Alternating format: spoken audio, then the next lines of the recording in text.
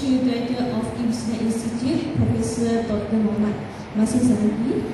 all professors, lecturers, fellow researchers, and students. Welcome to IIS Seminar Institute Seminar Series with the title of Molecular Design in Material Science, which will be delivered by Professor Dr. Mamoun. For information, this seminar will consist of 4 different topics. Before we start the seminar, let me introduce you to Professor Dr. Mamoun, our speaker today. Professor Mamoun obtained his PhD in the area of organic materials for non-linear optical applications from the University of Southern California, Los Angeles in 1990. He then took a research position at the Department of Organic Materials, Non-Linear Optics and Linear Crystal Group, the Hitachi Research Laboratory, Hitachi City at Ibaraki Prefecture, Japan for 2 years, following which he took a postdoctoral research associate position in the Department of the Chemical Engineering and Material Science, University of Minnesota, Minneapolis. Later, he joined as an assistant professor of chemistry in the United Arab Emirates University in United Arab Emirates before taking a faculty position at the Pennsylvania State University at USA from 1997 to the present, where he is currently an associate professor of chemistry. Ladies and gentlemen, at present, Professor Mamoun is a visiting professor at University of Malaysia from 1st of January to 14 January 2010. Previously, he has been appointed as a visiting professor in several institutes, including the University of Minnesota, Qatar University, Montana State University, and the University of Southern California. Ladies and gentlemen, Professor Mamoun's research interests lie in the area of organic materials chemistry, with emphasis on electrical and optical applications. He is also interested in solid-state chemistry and crystal engineering using non-covalent interactions. He has authored more than 30 publications and many conference publications and presentations, in addition to holding 2 patents. Without further delay, I would like to welcome Professor Mamoun to deliver his speech today. Please welcome. Thank you.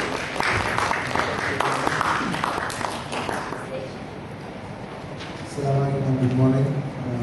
Thank you for this kind of introduction.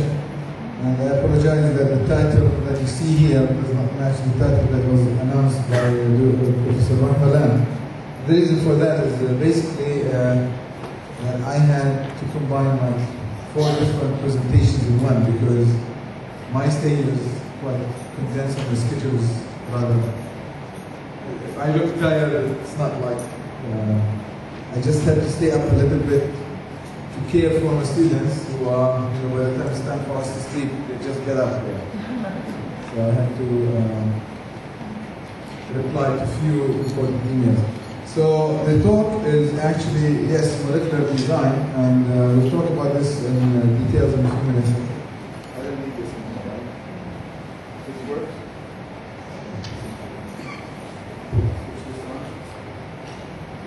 Is this okay? Hello? All right. Yeah. So actually, I can speak now. I don't need this. I will take. So if you don't like a particular topic, you may like the next topic. Okay, there is a little bit for each. There is some chemistry, some physics, some electrical engineering, and some computational chemistry. So hopefully you'll find some of this work. So my first part of the talk is going to be about thermally functionalized oligonucleotides for molecular wires. The whole idea in this research, again, most of you probably were at my previous talk on organic semiconductors. Let me turn off one of these lights here so that it's easier to see. I need my glasses also. So organic science and technology semiconductors, that's much what I think. So basically these are organic materials which are conjugated, characterized by double, single, they are conjugated. Either they are metal complexes such as AlQ3, pentacene is the standard material. You can see that it's a conjugated organic molecule. Phthalocyanines, thiophene. This unit by itself is called thiophene. I have a slide actually to talk about thiophene in a moment. The characteristics of these molecules, they are electron rich. And we teach this in general chemistry. We tell the students by conjugation provides some kind of mobility for the electrons. So the idea is, if these electrons in benzene, for instance, if these electrons are moving around, you can draw resonance structures that these electrons come here, these come here, these come here, and so on. You can draw many resonance structures. And we normally draw a ring where the electrons are actually rotating inside the ring. So the whole idea is that these molecules are electron rich. They are van der Waals solid. Again, van der Waals forces is something we teach in general and in introductory chemistry courses, where we say if a molecule is polar and another molecule is polar, this is a dipole and this is a dipole, the two molecules come next to each other in the solid state or in the liquid state or even indeed in the gas state by what we call dipole forces, right? So you have the negative end of one molecule attracted to the positive end of another molecule. So these are called dipole forces. For non-polar molecules, such as CO2, is a non-polar molecule. What kind of bonding holds the CO2 molecules together? We refer to these as van der Waals forces.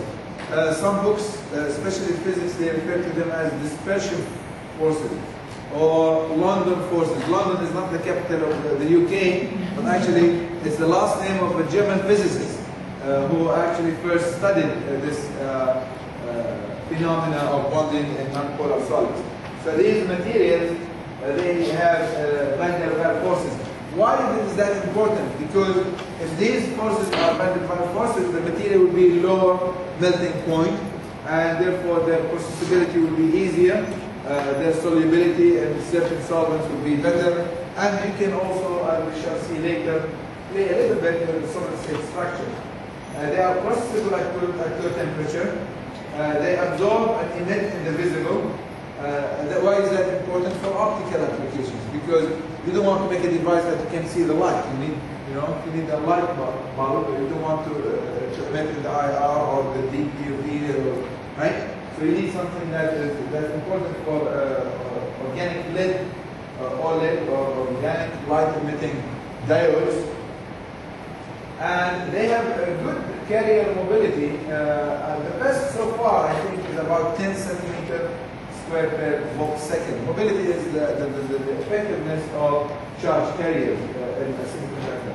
And you can tune the electronic properties through organic synthesis. One of the best things about chemistry is that you take a molecule and then you can play around with the functionalities on the molecule to make it more soluble, less soluble, more polar, less polar, higher melting point, lower melting point, more electron rich, less electron rich, whatever you want. You take a molecule, you make carbon-carbon bonds, whatever, you use organic synthesis, and this is a very vast and rich area of work. So chemistry actually is at the center of all this stuff. And, so the applications are numerous. One of them is the organic light emitting diodes. One of them is solar cells. And we will talk more about the solar cells. I probably will need to bring this slide later on if I don't have another copy. Solar cell, where you have an electron donor and an electron acceptor, and then you have current flowing from one electrode, which is normally an indium tin oxide aluminum, between which these two layers are sandwiched. Another thing about organic semiconductors, you can make devices based on two configurations, either thin films or single crystals. Thin films, you can either evaporate them or you can spin cast them. Single crystals, you can grow them. I think I showed you from before, those of you who were here on Wednesday, in my talk on Wednesday, I may have another figure of, or a picture of how we grow crystals. So this is an overview of the science and technology of semiconductors. Now, we want to do this, we want to shrink down the whole thing. This work actually, we have just worked on this past summer, maybe from June to August, just 2 months worth of work by one undergraduate student mostly. Okay, she did some help on the AFM from technician, but the idea is if you have two metals and you want to put a molecule between these two metals and see, ask the following questions. The first question we want to ask, what is the resistance of a molecule or a bundle of molecules? What is the resistance across this molecule? And how does resistance scale with length? If you have a molecule this long, as you increase the unit, how does this resistance scale with length? Does it go linear? We don't know. And then what are the mechanisms of transport? Someone might ask, any physicists here? Physics people, students? No? Okay, how would you know the mechanism of transport?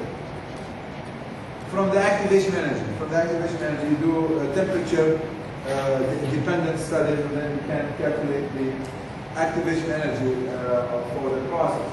And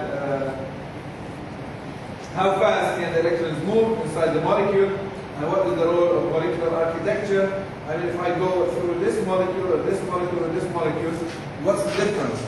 Do these questions, the answers to these questions, do they remain the same, or you have new trends, let's say? And then finally, what is the role of the linking group? And that is the only question I wanted to address. And as we speak, this is very, not easy measurements to make.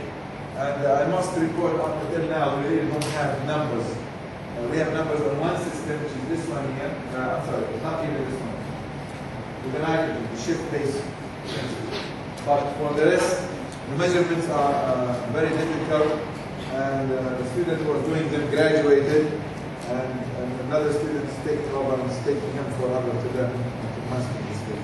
But this is the whole idea. You take a gold surface, you know thiols, sulfur SH, right? When you take a solution of any thiol in millimolar quantity, you just basically take it in ethanol, dissolve in ethanol, and bring a gold surface, even a gold wire, you dip it in there for 10 minutes. Now the gold surface is covered with all these thiols. We refer to these as what? Self-assembled monolayers. So if I have amino thiol, so NH2 on one end and SH on another end, all we do is dissolve in ethanol and take the gold surface and dip it in solution. Now the whole surface becomes I may actually need to use the board at one point or another. Okay, no problem. So this whole surface becomes covered with NH2 groups and SH, the hydrogen. So it's an oxidation kind of process. The nature of the bond, there's a lot of theoretical work. There's a very interesting theoretical or computational problem. What is the nature of this bond? Is it ionic? Is it covalent? Most people believe it's halfway between, like has characteristics of both. In any case, so you have, yes, please, thank you. So if you have a gold surface, and you take this in any RSH group, thiols,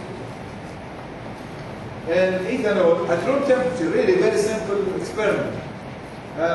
This is a glass slide covered with gold. You just dip it in a beaker for 5 minutes, 10 minutes, take it out, dry it with nitrogen or air, and then you can, if this is NH2, So if this is NH2 here, you get a surface of gold where you have S, R, and H2. So the whole surface is covered with this. So the whole surface is covered with H2. Alright? Now the idea is, if you have this, you can actually do chemistry. So I just show one here. You can do chemistry. We know this chemistry is called shift-based chemistry. We teach in organic chemistry. So this is dialdehyde. You condense this with water. You get H2O. And then you get a CN. This is the nitrogen. This is nitrogen. And a double bond C. And then notice that the nitrogen has a lone pair. In other words, you have conjugation now throughout from the gold all the way to this end here. You can see this has two lone pairs. Double, single, double, single, double, single, double, single throughout. So we retain the conjugation. Excuse me. Then the next step, so now the surface is covered with what? Instead of NH2, it's covered with aldehydes. And now you take a diamine. You take the diamine and you do the same thing. Now the surface is covered with what? Amines. And then you go again and you do the dialdehyde. The surface is covered with aldehyde, and then you increase your wire in terms of length. Now, you can follow this change. If you have NH2, the way to characterize that is infrared. Of course, we can't crush and make pellets like we do in typical organic chemistry experiment. We do reflectance IR. In other words, instead of transmission IR, where you have a disk, KBR disk, or whatever the IR goes through and comes out, you detect what kind of wavelength was absorbed. Instead, we come with a small angle IR. We refer to this as reflectance. So if these are molecules on the surface, the IR comes this way and is reflected this way. If the surface is rich with NH2, you will be able to detect the NH2. If it is rich with carbonate, you can't miss carbonate. I mean, carbonate is around 1700 centimeter minus 1. You can see that this carbonate group, actually the easiest, the NH2 appears, disappears around 3400. And then you have a CN, disappear, appear. You can follow this one. Disappear and appear again. And then you have a C double bond N, which is this one here. There, of course, there is some here from the previous layer, I guess, but originally you will have just one. The signature we follow actually is the easiest one is the carbonyl group, because you really can't miss this one. So we know that the chemistry works, and this work actually was not our original work, but this kind of work was reported, not the molecular wire, but the self-assembled monolayer was reported in 2000. I personally have done some chemistry with monolayers, and we did just take carboxylic acid and expose it to ammonia vapor, and you see the COH2 and H2. So it's very nice, but we never published that work. So I've been mentioning about thiophenes. I thought that as a chemist, I assume that everyone knows what thiophene is, but actually I should say something about this molecule. Thiophene is an electron-rich molecule. It's a 5-membered ring. In terms of nomenclature, you start counting from here: 1, 2, 3, 4. This should be 4. I'm sorry. 1, 2, 3, 4, 5. It's an electron-rich aromatic ring. Very reactive. It behaves like activated aromatic ring, just like phenol. Reactions will take place in this 2 position. So if you brominate, it will come here as we do, or any electrophilic substitution reaction will come at these 2 positions. There's some description about thiophene.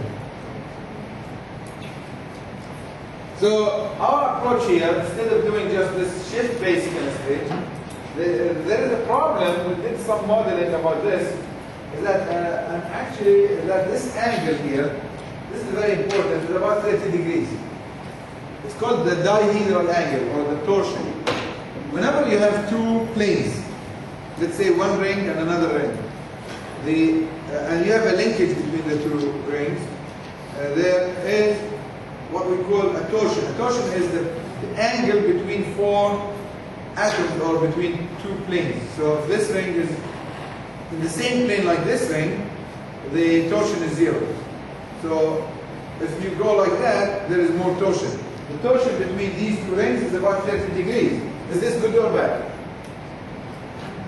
For conjugation. That's very bad, because the pi electrons, if they're in the same plane, you have easier charge mobility. But electrons, if you rotate, then now they are out of phase, like become the conjugation is sort of broken. So you want this actually as close to 0 as possible. So that's a problem with our system. This system here was published in 2005, and the angle is about 24 degrees. So okay, we said we can reduce this if we go from benzene to thiopene. So that's a better, that should give you a little bit better. So hence the title molecular design. Not only that you need to make the materials, but you really need to understand the basic properties of these materials in such a way that you can actually use it to your advantage. You want planar, so you should probably go away from this and towards that. And then the following one is, instead of having one benzene ring and one thiopene like we have here, can we do both thiopenes? Okay? So I'm going to go fast a little bit here, I'm sorry. So our toolbox here, what do we propose? We take thiopenes and we make dialdehydes. And we take thiopenes and we make diacetonitrile, CH2 and CN. There is a reaction we refer to as non-Vinagre reaction. Those of you who took chemistry, they probably remember this. And we take thiopene and make the diamines. Just to get started, the diamines are very unstable, they decompose. So if you actually go to any scientific database and look for a molecule such as just diamine and thiopene, consider that this N group here is 1. So diamine thiopene. This molecule does not exist. It decomposes. They're just not stable. You know, thermodynamically, it's not stable. So this is the dilemma. That's why you have this in red, because I have some ideas of how, for the chemists here today, really, the faculty in chemistry, they are interested in working or doing some work on this. I have some ideas how to stabilize the diamines. Okay, you can trap it. You can trap it in the form of using formaldehyde. Make I'll show you a slide or two about this in a moment. All right. So we can make this, we can make that. You combine the two together. You can do. The anchor is the same. The first one, forget about the same one. So now you have the dialdehyde. You use amine with dialdehyde. You get this one. Now you do this, you get more shift bases. But as I said, this is not doable. The diamine. Instead, we will use the Knoevenagel condensation. So this is aldehyde. There are two H2s, two hydrogens here, CH2. So again, you remove the H2 with O. So this becomes C double bond OC, and then you go up with thiopene all the way through.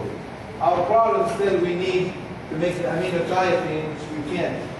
So our anchoring group will still contain the benzene ring. At least the first one is going to be benzene ring. Okay? So we have to come up. So this is the strategy that we want to follow.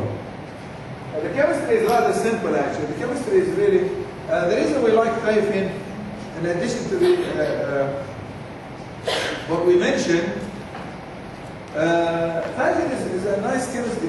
The chemistry is well established, it works. And we learned how to deal with it. Actually, it's kind of room temperature. Most of this work is room temperature work. So if you take thiopene, you can do a formulation reaction and produce a thiopene aldehyde. And you can buy this. You can buy this compound. It's rather reasonable. If you take a thiopene and you brominate it with NBS, bromosuccinimide, you get the bromine, and then you do a coupling, you get two thiopenes. If you take bromine, you nitrate it, you get nitrothiopene, and then this is organic chemistry, introductory organic chemistry stuff. And someone might ask why you do such simple chemistry, because my students are mostly undergraduates. They just graduate from high school. Okay? So we try the simpler the better. Now the aminothiophene synthesis, they are unstable. So I have two approaches for this. One is to put a separation between the amino group and the thiophene, introducing a phenyl. So this is a spacer. So the end compound will have buried in the middle thiophenes, which are electron rich, but on the periphery on the outside, NH2 and H2, so the thiopene remains stable. So you stabilize the compound. You still have your diamines, but you also have your electron-rich thiopene inner part of the molecule. Okay, the other strategy, of course, this you have to really read a lot to try to see why these aminothiophene is not stable. One thing we thought of is that introduction of this compound actually is known. A very old German literature paper from the probably 1800s.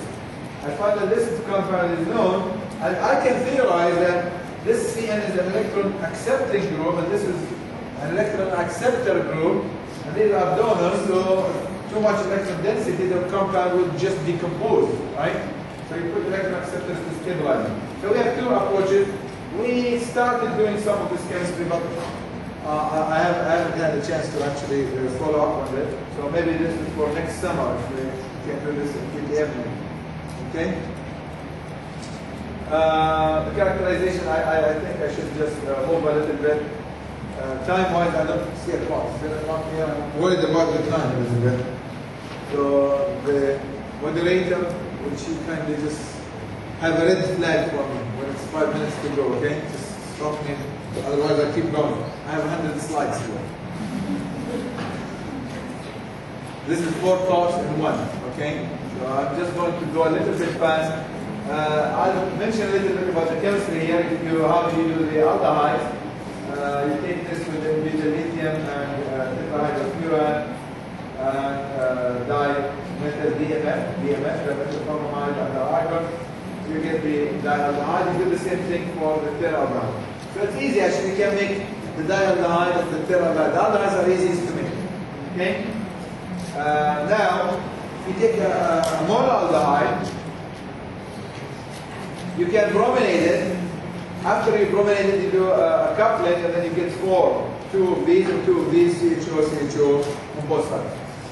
This is some of the work actually, just some of the animal aldehydes normally in the protein. Some of the chemistry, sometimes chemistry doesn't work. So I show you a bad example actually. We're supposed to get this coupling reaction using nickel chemistry, nickel chloride, no aldehyde peaks. We teach in organic chemistry, the first thing you look for in any NMR spectrum for the aldehyde, it's way de-shielded. So around 10, you should see a peak. The aldehyde peak, you cannot miss it. Okay, if you have aldehyde, you have to see this peak. So in this chemistry, actually, through the N-butyl lithium valve, we make this compound. You can see that you have the aldehyde peak. You can't miss it.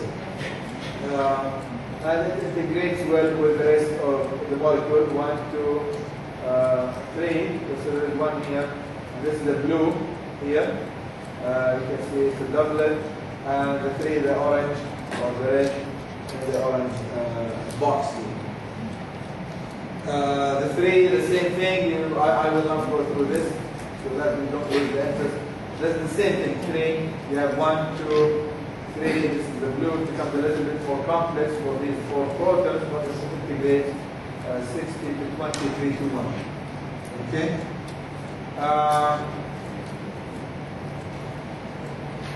We attempted to make the dinitro and to reduce it later and capture, but we stopped at the dinitro, but we learned a little bit along the way anyway.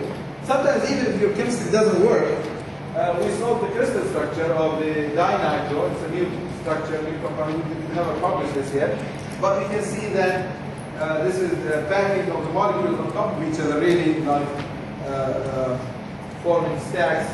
This is along the B axis. Should be a small b here. But again, this is the NMR, this is the X-ray of this molecule, which is dinitropythiazine. So even a molecule that you make doesn't turn out to be what you want. That's the beauty of science. That's the beauty of research, you know. You want to go to do something, you find something more exciting and more interesting on the way, and you learn. As you go, you learn. And you can actually share this learning with your colleague and you can publish it. I think I will, this is the idea of trapping. Remember I told you the idea of how you can stabilize the amines, make the bromo, make the aldehyde, couple, and then you have both aldehydes, then you can amides, I'm sorry, then you can hydrolyze this in situ, inside the solution where you want to do your chemistry, the molecular wise. So there are ways, but I think we should stop here and switch topics for a moment. This is the summary of the synthesis. We need to do this still as we speak. Acknowledgements for this work, the Department of Penn State. Thanks, Northern. These are staff actually, secretary, always providing coffee and chocolate for the whole group. Fellow is also administrating the salaries of students, make sure that they get paid on time. Right?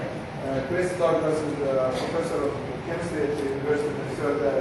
Eric is one of the graduate students. He allowed us to use his Schlenk line to do some chemistry there. The X-ray lenses is a graduate student with Victor Young with the X-ray facilities at the University of Minnesota. This work was supported by the National Science Foundation, Mercy, RDU programs this past summer. Okay, sure. Topic number 2. Now we switch gears. So we're done with a little bit of molecular wires. Any questions before we proceed? Okay. We can wait till then. The second actually is it's almost a coincidence, it's an accident. We came across this by really careful looking at the literature. Sometimes you have data. You need to see what's in the literature to really appreciate what you have. Really, this is advice for graduate students. You have the data that you may not appreciate what it means, but you read. The more you read, you say, wow, okay, maybe that I have something to say about this topic. So in this area, we talk about tetracyanoparoquinodimethyl. It's like a scary long name, but actually all of it says is the standard electron-accepting molecule. It's a very strong electron acceptor. Okay. With pipes and systems. We talk about crystal structures, electrochemistry, and density functional theory study. This work actually was just presented by one of my students. Her name is Bassant Masraf. She's an undergraduate, she's a second-year student, undergraduate. She presented this at the Materials Research Society in Boston, just this past last week of November of 2009. This is TCLQ. This molecule is really became famous in the 1970s because it formed, I guess 1978, formed charge transfer complexes with electron donors such as TTF. So you hear about TTF, TCQ salts, right? Charge transfer salt. What is a charge transfer salt? One molecule electron rich, one molecule electron poor. You dissolve them. You dissolve this in a solution, you dissolve this in another solvent, you make solutions, you mix the two solutions. One molecule says, okay, I really want some electron, another said, I really want to get rid of an electron. It's a reduction oxidation reaction. But when a molecule loses an electron, it becomes a molecule ion or a charged ion, but the ion is this full molecule. TTF becomes a positive charge, and TCQ accepted electron becomes negatively charged. Now imagine coins, right? So a column of coins, one positive, one negative, one positive, one negative, or a column of all negative, next to it a column of all positive. So these coins you can arrange them in many different ways. Imagine that you have coins which are copper or red coins and silver coins. You can mix and match one each on top of each other, or a column that's silver and a column that is copper. So this whole area of charge transfer complexes started with this molecule, TCQ. Okay, now solar cells and the design of solar cells. We have talked about transistors and last Wednesday, so today we'll talk about solar cells. One of the layers of the solar cell design is what we call an electron acceptor, and we have what we call an electron donor beneath this layer. I will focus on the blue layer here only. In this kind of molecules. What kind of molecules can we put in electron acceptors? Okay, right here. So this is the molecule. The features of the structure is flat, forms charge transfer complexes. You can fine tune electrical properties. The key parameters for the design, molecular shape, you don't want a molecule that is, bulky, or that has a lot of conformations. You need something flat and electron accepting transporting ability. So a good electron acceptor that you want to inject here or to use here has to have the ability to accept electrons and transport them. Because if it accepts electrons and keeps them, no good. It must accept the electron and what? Transport it. So what we attempted to do, speaking Knoven-Angel chemistry, can we make these molecules, okay, this, actually there is a tree, imagine this ring is not there, but there is not enough space here. Imagine 2 and 3 and 4, or 4 like this, or 5, and we have actually tried to do on this side and this side, but anyway, these are sufficient examples to show you. So what happens, I show you again here. This is TCNQ. Actually, I should flip it standing up so that you can see it. Imagine it like that. So this is TCNQ. So we want to keep the TCNQ here. See it? So in all these molecules, we still have the TCNQ in the middle, but I want to modify the size of the molecule. So I put, we put 1 ring, 2 rings, or 2 rings, 1 down like this, different conformation than this one, or 2 on both sides, symmetrical or asymmetrical. And let's take a look at their properties. The chemistry is rather easy also. Well, sometimes it's easy. The key point here for the synthetic chemists, pyridine has to be absolutely very dry. It has to be anhydrous. If you have any moisture, the chemistry becomes really a mess, and pyridine smells bad, and you don't want to waste your time working out the reaction. We use malonitrile with the dione, and we use titanium chloride as a catalyst. Similar work actually was published in 1988 by Hanna. Some of these molecules, I think this one was published in this paper, so we developed similar chemistry. We followed up on, and we have, again, I have very bad memory, but every time I get to talk like this, I say, okay, there are a lot of keynotes that you can find that you can make similar compounds like this. I mean, this is a PhD project by itself if you want to really look at more details of this chemistry. So the chemistry works. I'm sorry for this is a small print. This is cyclic positive data for the molecules. I use abbreviations here again. This is 1, 2, 3, 4. This is 2. This is 3. This is 4. 1 is TCNQ.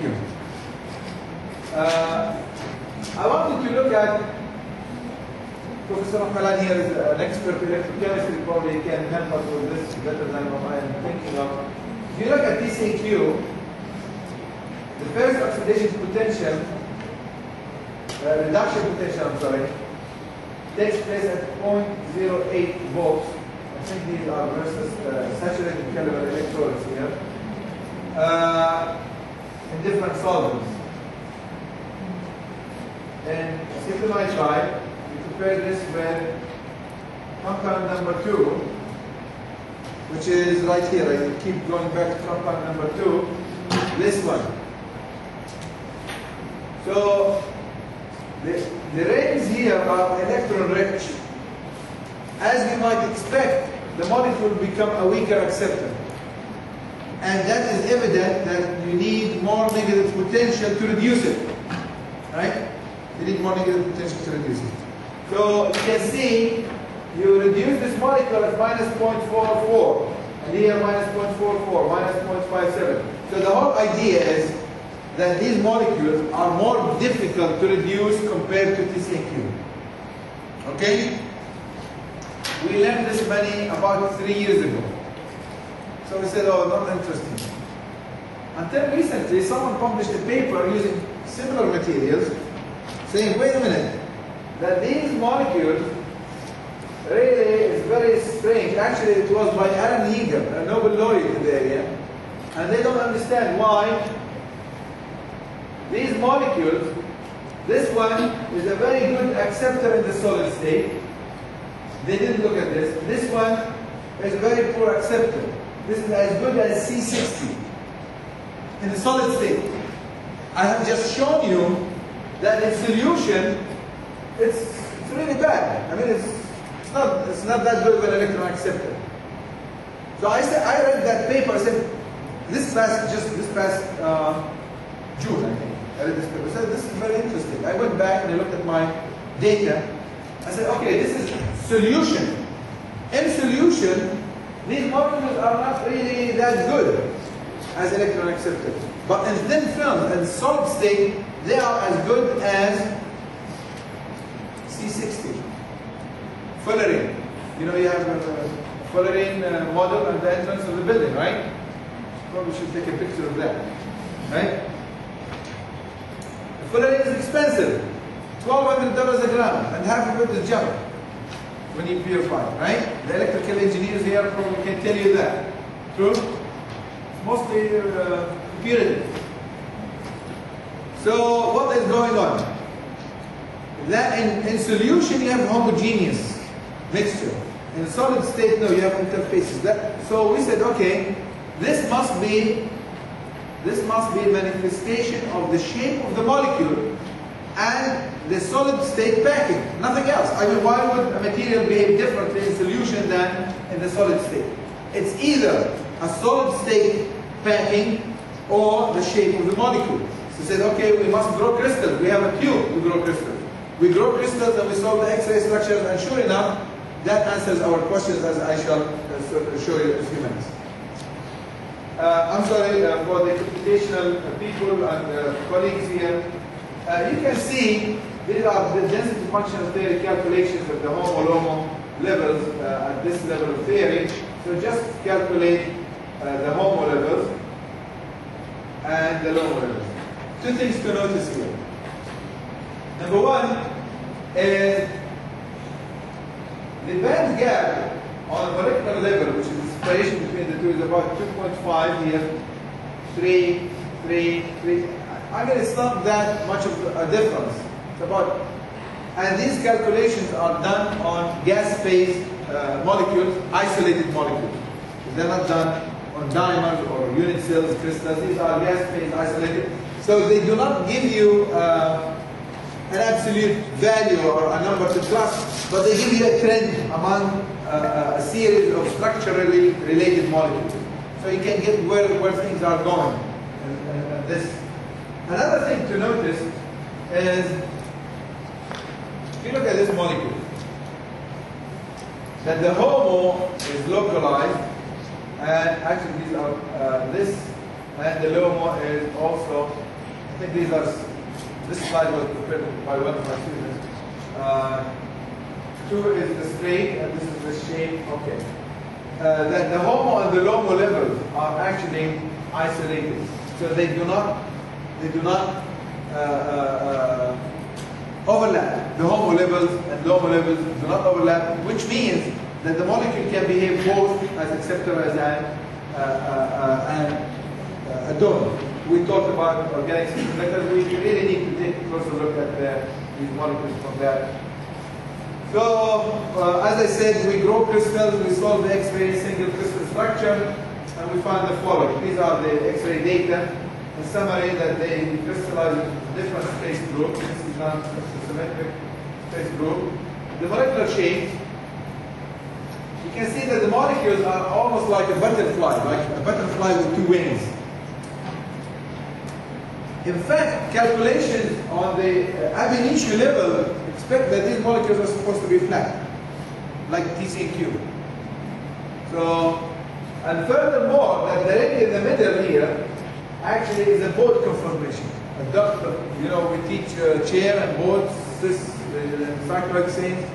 Normally we tell you that the chair conformation is more stable, right? Actually here the boat conformation is more stable. So that's a good example for those of you who teach organic chemistry, that sometimes you can stabilize an unstable conformation by doing some chemistry on it. This is one of the few examples where the boat conformation is more stable. So butterfly conformations, and these are, you can imagine the butterflies here, and these are the wings of the butterfly. Two things to notice. Number one is that if the wings are of equal size, in other words, one wing is short and one wing is long, that allows for better packing. And you can see that in the crystal structure, if you look along the A-axis, you can see this and this overlap literally on top of each other. And the distance here is about 3 angstroms, very close distances. And the donor of one end is close to the acceptor of another end. This is for the asymmetrical wing butterfly structure. The same thing here. You can see that there is a packing here, whereas if the two wings are identical, there is no packing, no overlap whatsoever. So now that explains the data that was published by the Santa Barbara group, led actually by Alan Heger's group, who have reported a puzzling report that why is this molecule better accepted than this one in the solid state. I think we have answered this question. We published this just recently in Crystal Growth and Design in October last year. We published it as a communication, and we should follow this work hopefully in the future. The conclusion is very simple. I explained this to some of my colleagues here. The conclusion is this is an acceptor, and the red block is donor. If this is flat, the best donor to fit on a flat surface is either another flat surface or spheres, such as C60. Like imagine marbles on the surface of a floor. You can pack them on a flat surface. Or another way is if you have what we call curvature donor acceptor, it's better fit not on a flat surface. You better design a new donor which is also not flat. So right now, actually, I don't know if anyone is interested in pursuing this. No one has looked at this yet, and that is if you have a donor like we already have the acceptors. We know how to make acceptors like this, wavy, with kind of waves, right? Can you make a donor that is also wavy? Like this. And the answer is yes. Actually, all we have to do is develop some kind of chemistry. I think if you take this functionality, why sulfur? Because sulfur is electron rich, better than oxygen. You can do oxygen too, and try to do this. You will be doing the same thing, but instead of TCQ in the middle, you have sulfur, and then you can increase this. I think this is the original idea, really. This is something worth pursuing. If someone is interested in doing this, I already have done some literature work on this, and I'm writing actually a good proposal. One of the chemistry faculty members is interested in doing this. This is a very straightforward, very easy idea to do. You know how to make the acceptors which are wavy, and now I think we can make this too. You can have symmetrical and unsymmetrical, the same thing. You see, you can make a donor that is wavy, and then it fits better with a donor that is acceptor that is also wavy. So with this, I conclude the second part of my talk. Enough or more? I have 2 more talks. This is like one and a half of my talk. Where is the... Where's the moderator? She's not here. Okay, we can go. She's not here. I need some water. We start with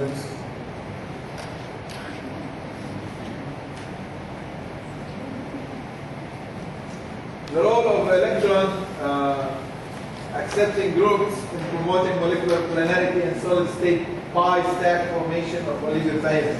It's not a very long title, but all it says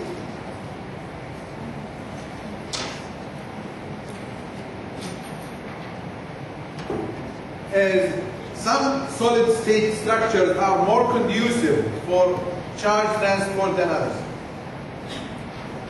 If you have a molecule that is electron rich and another molecule that is electron rich and you are trying to tunnel electrons or holes in between them, if they are too far, nothing is going to happen. Remember earlier I said a molecule has to have the ability to accept electrons and also what?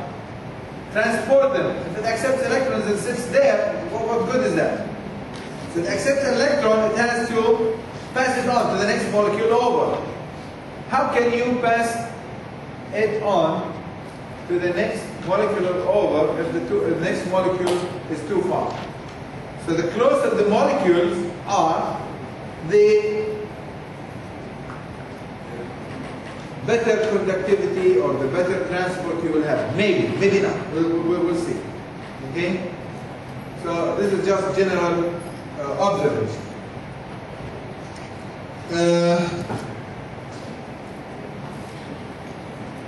This work actually, I just want, how many undergraduate students, people who are undergraduates here, hands up, I just want to see. Any undergraduate students? Just one, two, more, raise your hands. Very good. I just want to show you something. Most of this work actually is done by students just like you, who really the first day they arrive to school, they're shaking. You know, high school students, just first year students.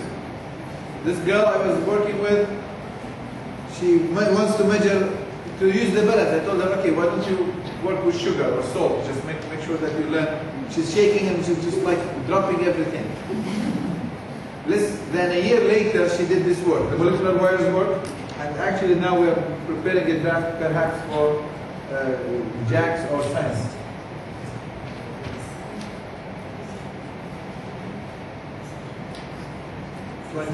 Yes. Okay, no problem. I have 20 minutes. I have it done.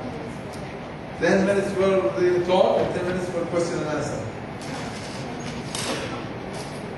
All right.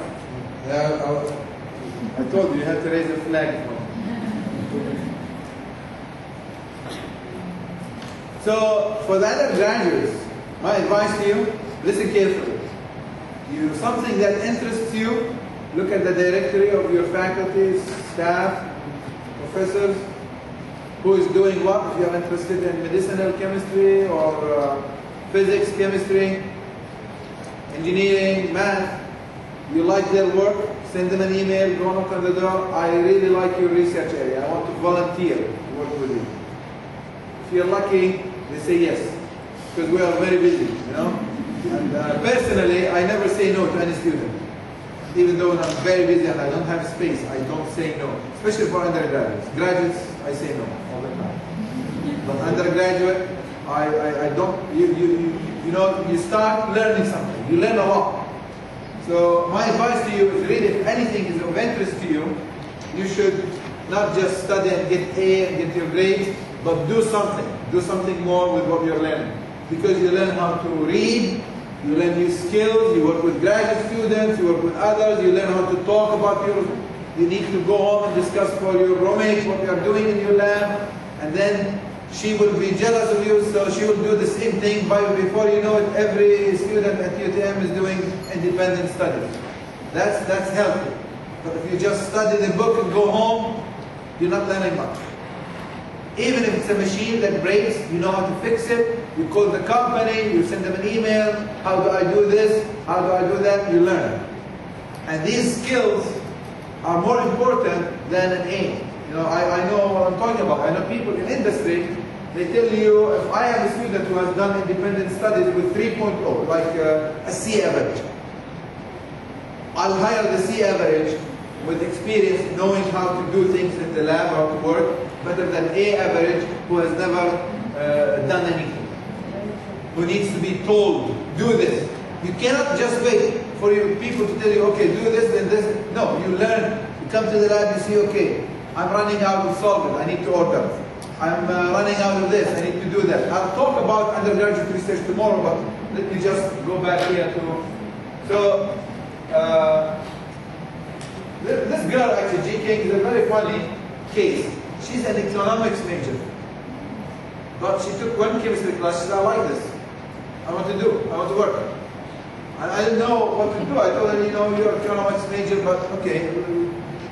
Initially, I asked her to do inventory, put the list of all the chemicals and do the budgeting for who gets it. She said, no, I want to do experiments like them. So I said, okay, fine, we'll teach you how to work. John actually is now doing PhD at the University of Pittsburgh. Most of these students are really undergraduate students who are, all what they have is they wanted to learn. They are so motivated. Sometimes I tell them, you need to slow down a little bit, okay, because I can't keep up with you. Okay? So, the abstract, forget about this abstract, I'll tell you the whole story in a moment. We came across TCV groups yesterday or on Wednesday last week. We talked about, this is a very strong electron acceptor. CN by itself is an electron acceptor. You put 3 of them or you put 2 of them on a whole bunch of molecules. So any molecule you have, you put this group on it, all of a sudden that molecule becomes good electron acceptor. You put this group on it, it also becomes electron acceptor. I'll show you some examples here how we can. So in terms of issues in the whole area of organic electronics, molecular design is one, covalent synthesis, meaning making materials, purification, ease of crystal and thin film growth, thermal and environmental stability, packing of crystal engineering, and finally we need to worry about electrical properties of the material. So as you see, no one can master all this stuff. Therefore people need to do what? Collaborate. Right? One of my collaborators here is Professor Frisbee at the University of Minnesota, and we do all our fabrication there for these devices, and they do the electrical characterization for us as well. Michael Ward actually, he used to be at Minnesota, he's the editor of Chemistry Materials. I did my postdoctoral training with him. He's now at NYU, New York University. And we collaborated with him on mostly on his separation. I talked about a little bit of separation crystals where we get some cavities. He has some experience with that. So we asked him to work with us or do some measurements of inclusion complexes where you solve the crystal structure and also, no, I have cubes inside this. So what can I put in this cube? And do molecules and do some chemistry inside these. So collaboration is another thing that we... now, I will skip through this very quickly because I don't have time. Oligothiophene. Oligothiophene means you saw the molecule thiophene, 1 thiophene, 2, 3, 4, 5, 6. If you look at the crystal structure of all thiophenes, the 2T means bithiopene, terathiopene, quadrathiopene. Okay, you'll find these are the space groups, and this is based on literature reviews. We didn't do this work. The number of molecules in the unit cell, and these are the. So basically, what we did is we go through the Cambridge Crystal Structures database. It has millions of structures, more than 2 million structures, I think. And then we search all the published thiophenes, and I have to go through them one by one, more than 8,000 of them, until you come up with this table. So this table actually is not just, you will find it in a textbook. You find that the following trends. Number one is that they all form what we call a herringbone pattern. What is a herringbone? A herringbone actually is an English term. I never understood it until actually I asked a woman. Women know that. Because they do this, you know, crochet, right? No, seriously. A herringbone is actually, if you go like this, when you do the, this is called herringbone, okay? I thought that it's a bone in a body or something, but actually it's not.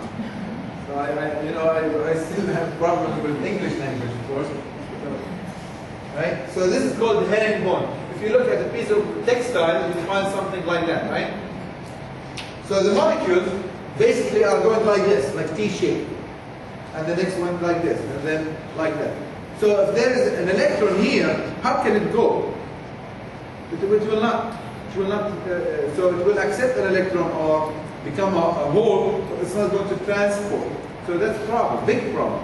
So what is our strategy? We looked at some crystal structures. We saw these TCV and tetracyano, dicyano group. What they do is the following. Briefly, I will explain for you why is this the case. If this is benzene, okay, you know that in the benzene ring there are electrons, right? The undergraduate students, there are electrons in the benzene ring, right? Okay. Now a CH bond is slightly polar, where H is a partial positive. The electronegativity of hydrogen is a little bit more than carbon. 2.0 for carbon, I believe 2.2 for hydrogen. So a CH bond, the hydrogen carries a partial what? Positive. So partial positive hydrogen on this ring is going to be attracted to the negative of what? Of the ring, right? So that's why you form this.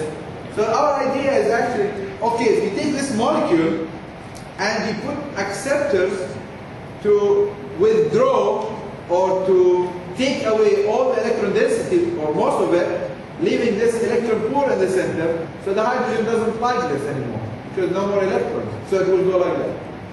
That's the whole idea of my talk. If you understand this, I think the rest is really just details that you can read, actually publish this work. So we looked carefully, we found that the perfluorinated thiophenes, the Japanese group published, I think it was hexathiophene or sexathiophene, 6, and they are all fluorines instead of hydrogen, no hydrogen. Now, 6T is like that, 2T is like that. Now, once you put all fluorines also absorb, take electrons, it becomes like that. So, okay, well, we have a better acceptor than fluorine. So we did a whole bunch of, and these are the references for the structures in the table I showed you earlier. I don't think you need that. So this is TCV, TCV, TCV. So we made a whole bunch of molecules. And I will tell you the summary of our findings in a moment. First of all, E dot. This is more electron-rich than thiophenes. And it's very difficult to work with. Why? Because it gets oxidized in air very quickly. So we stabilize it by TCV. If you want to do E dot chemistry now, all what you have to do is get a TCV to absorb electrons to stabilize this. Then you can bromines and you can do coupling, you can do all kinds of chemistry on E dot. And if anyone is interested in this, I think that's another very rich area of research. Very rich. If you are this line here, E dot by itself, if you open the bottom, it polymerizes. Almost instantly, it becomes blue. Blue solid, from liquid to blue solid, in a moment. So our approach is, if you put a very strong electron acceptor, you can leave this for 6 years on the shelf, nothing happens to it. 6 years. We did this in 2003. And we still have these samples sitting around on the table, no problem. So you can stabilize this, and then you can brominate and do chemistry and do blocking, coupling, and all kinds of chemistry off this bromine right here.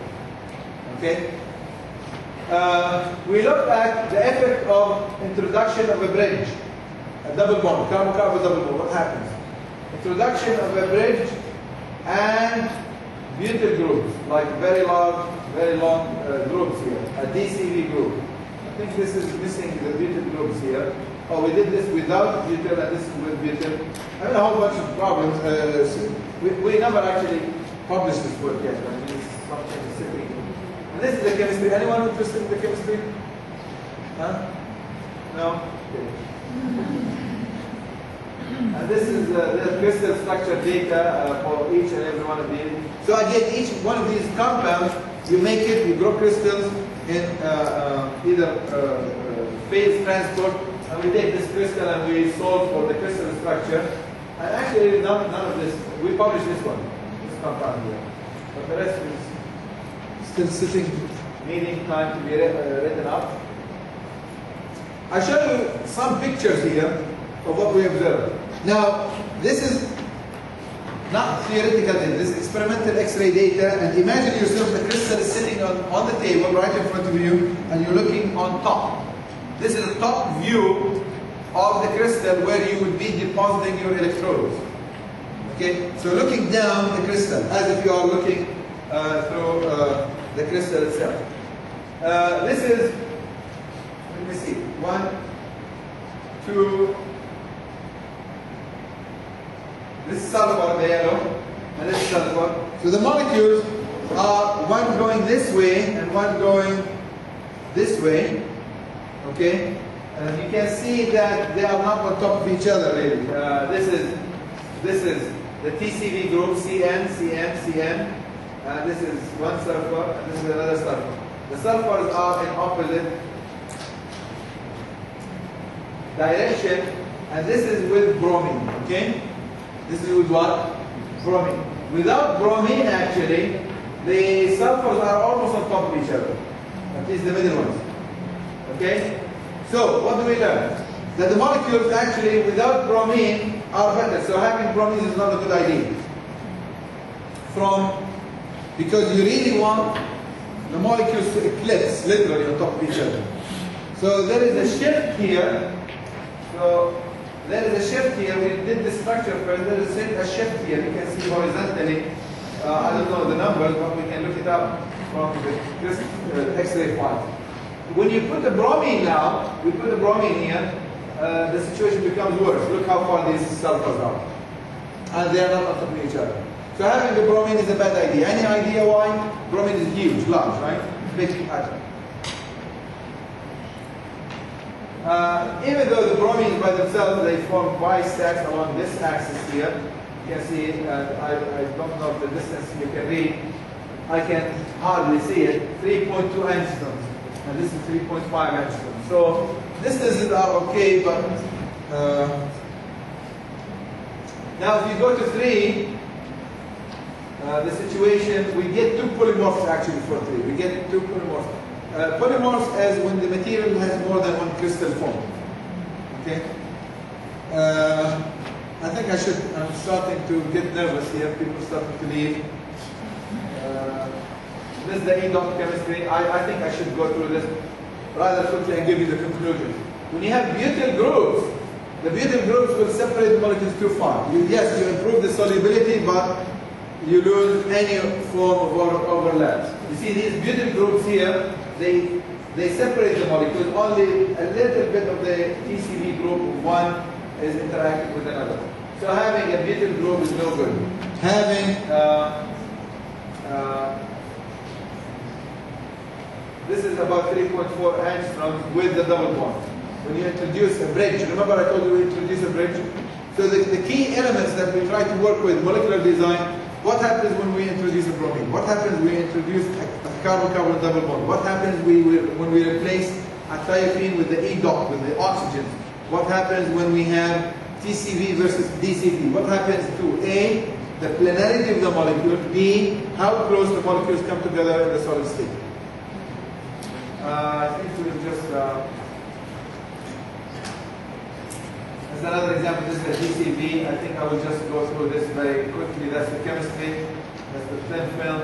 Of course, one of the good things about a CN group, those of you who are in physics, surface science, chemistry, CN is a marker, excellent IR marker. A CN group, C triple bond M, is so easy to detect in the IR. You cannot miss a C triple bond N because there are only 2 triple bonds in chemistry, at least in the material. Either C triple bond C or C triple bond N. So if you have a C triple bond end, you cannot miss it in the IR because this region around 2200. Normally it's flat, nothing in there. Unless if you see anything in that region, that means you have a C triple bond end. Why is that important? Actually, we are trying to collaborate with Professor Zhang. He was at Minnesota, but when I talked to him, he just accepted that position at Texas. So he's moving as we speak from Minnesota to Texas. I guess too cold for him. So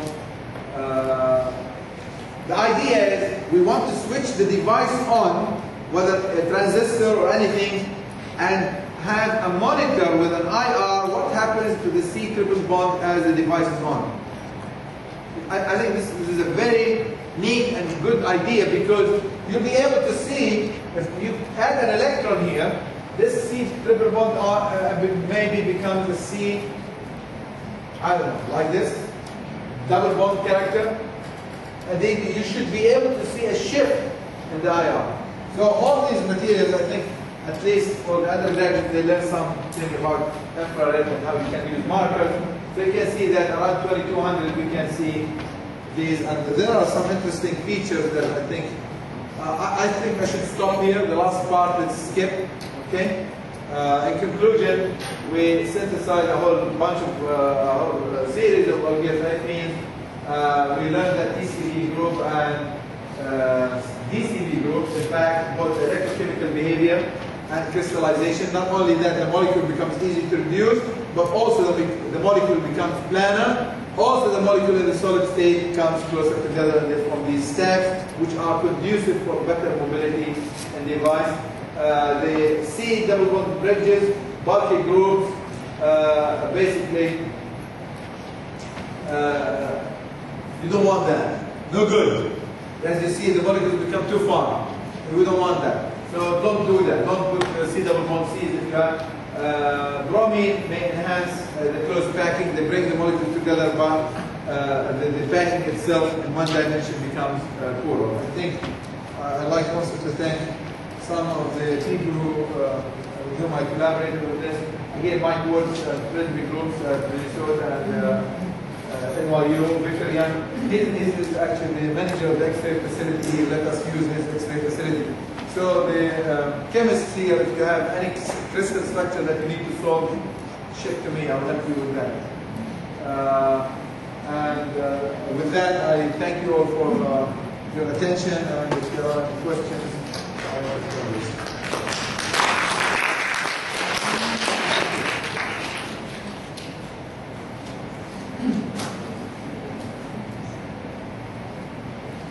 This is the IR actually. I just wanted to show you that the IR is in this region.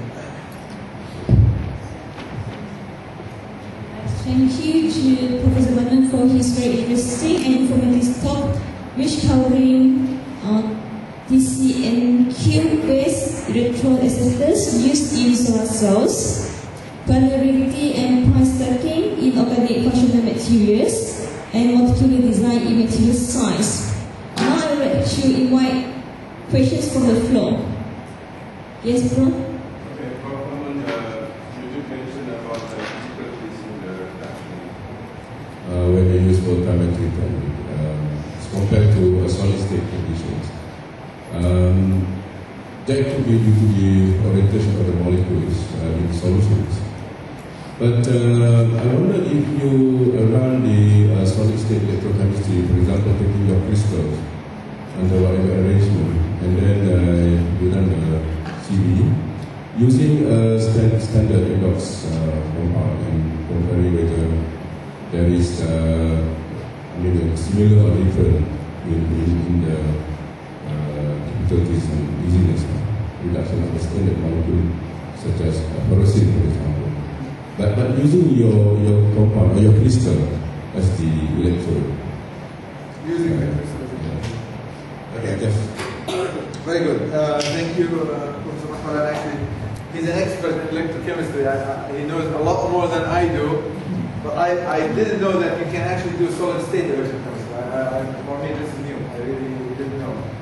The data we have built our study on actually actually is electron transfer, photo-induced electron transfer in solid state. So we use the rate of these electron transfer reactions, but we never actually calculate. But that's a good idea. Can you do this here? Well, people call it solid state electrochemistry, but it's actually studying on the solid. For example, you can attach your crystal on the surface of the electrode and study electrochemistry of it. And see the electron moving. A good idea, very good suggestion. We haven't done that, no. We did electrochemistry in solution. We compared that with organic, with photo-induced electron transfer reactions of the rays.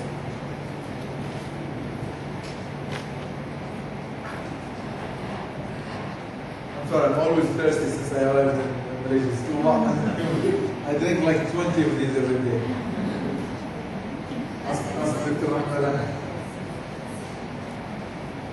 Any other questions?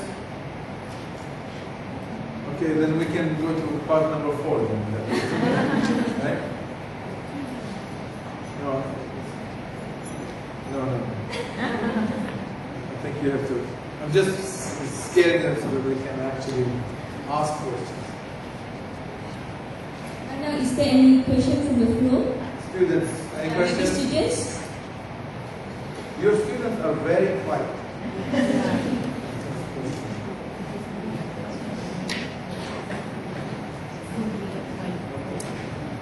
No question?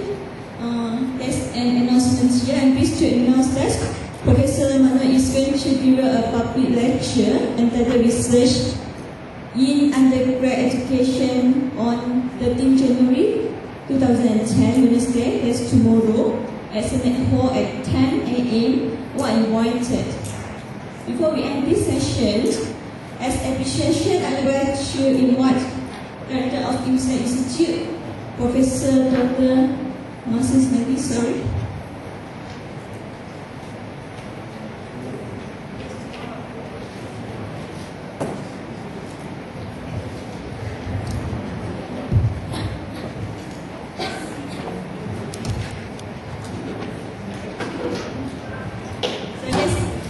A correction here.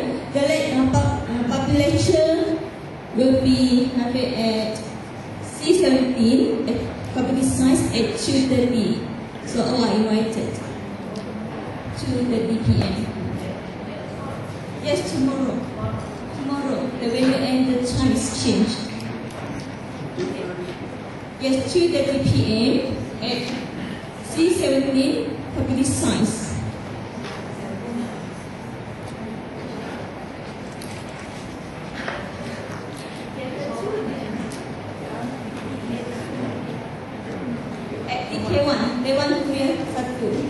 Answer 1.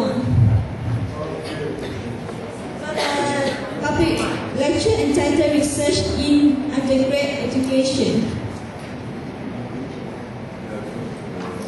Okay, as appreciation, I want to invite Director of IIS Institute, Professor Dr. Mamoun to present a token and certificate.